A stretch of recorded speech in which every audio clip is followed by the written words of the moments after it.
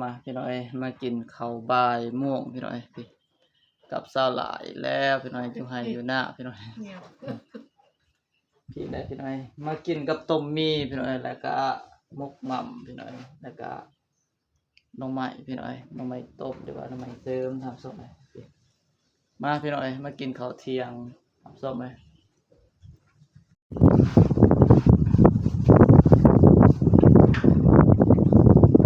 มาพี่น้อยต้มมีทำส้มไหมมาเป็นไทยหน้าทำส้ม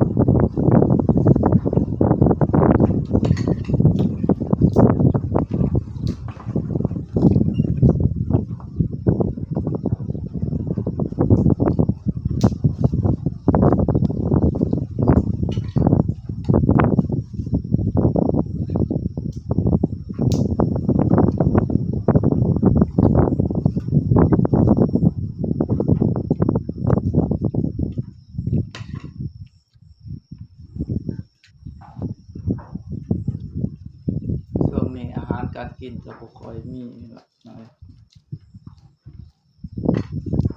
บ่ได้หาปูปลาหน้าหนาวก็ท่านขึ้นได้ง่ายอยู่เอาไปถึงหน้าบ้านเฮาพี่น้อย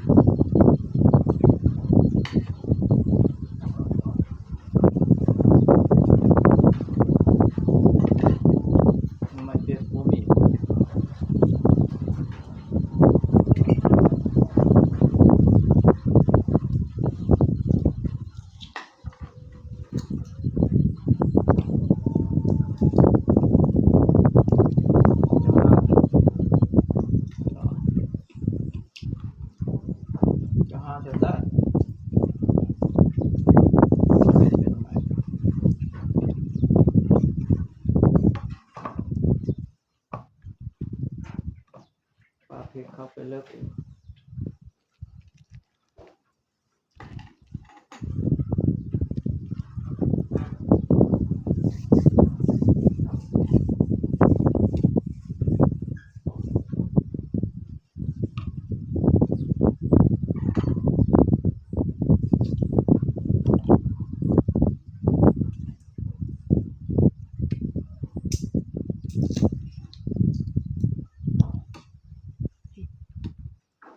เจาะเลยคนเจ็บ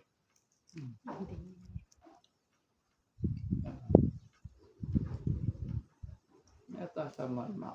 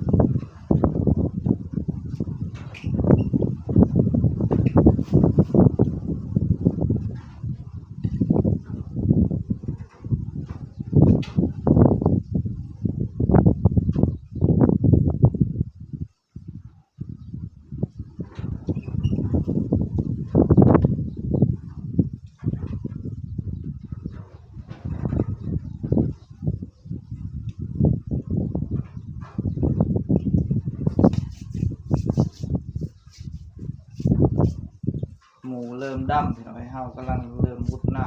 โอ้ยกำลังวางมือวางชื่อตามชมไหม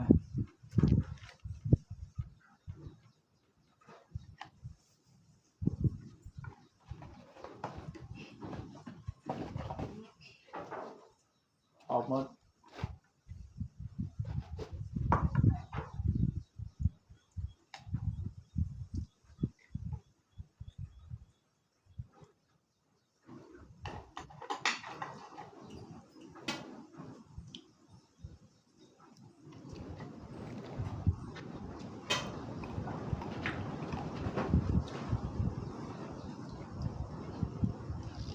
เขาซื้อมาติดหนึ่ง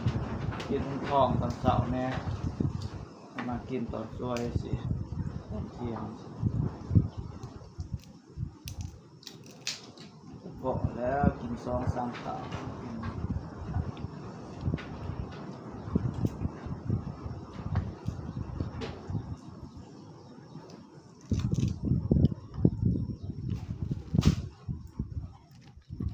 หน่อไม้กระบอกจืดมันได้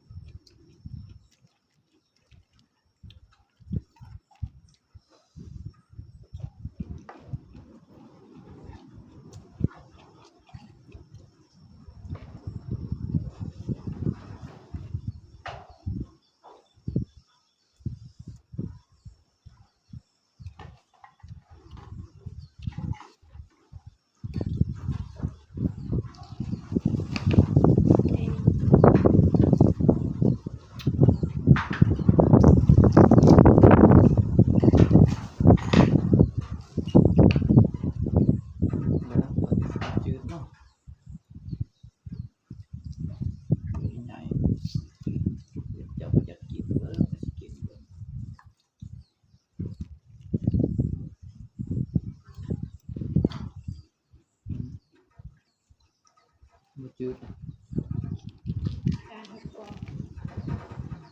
ต้องกินจืด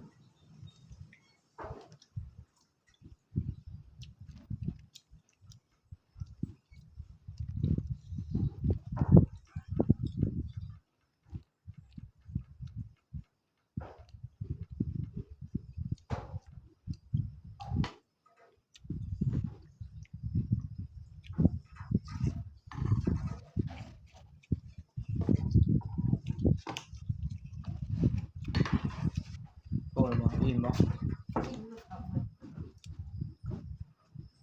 สลากินบ่ทันเขาเบิดก่อน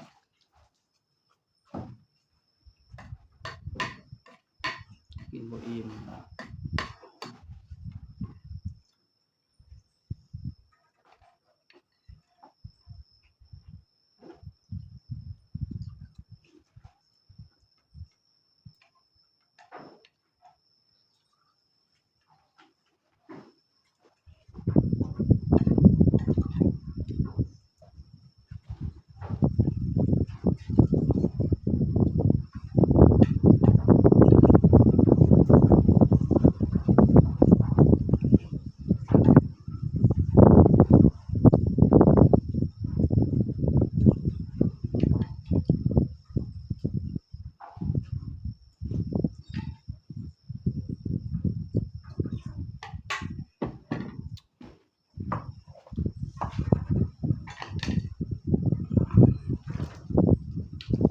เสียดายหมกหม่ำมันบ่บูดบ่มื้ออื่นเนาะ ถ้าเอาไว้ได้แต่ลงคนจะ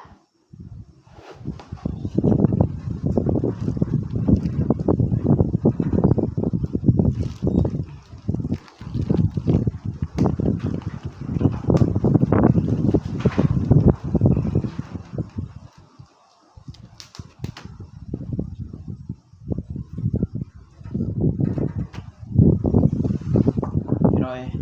ก็สำหรับคลิปนี้ก็ประมาณนี้พี่น้อยขอให้สายพรหมดสุขทุกคนมีสุขภาพเข้มแข็งแข็งแรงเด้อพี่น้อยคลิปหน้าพบกันใหม่พี่น้อยสำหรับคลิปนี้สบายดีพี่น้อง